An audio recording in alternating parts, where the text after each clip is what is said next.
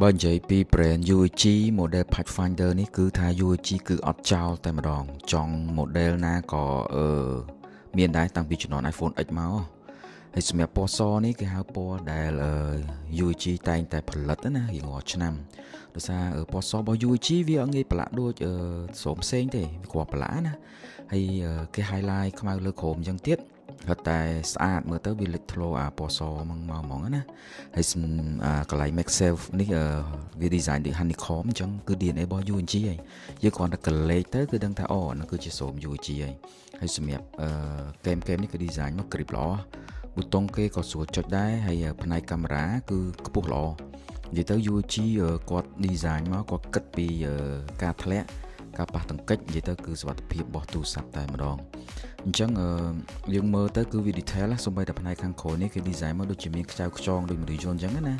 មានកលុកកលាក់គ្រប់បែបយ៉ាងអញ្ចឹងទៅហើយសម្រាប់នៅផ្នែកខាងក្រោមនេះក៏គេមានដាក់លេនយ៉ាតមានថាយើងអាចដាក់លេនយ៉ាតពេលយើងទៅដើរលេងអីបានអញ្ចឹងយើងអាចប្រើជាមួយលេនយ៉ាតបានសម្រាប់បងប្អូនដែលចង់បានអាច inbox បាន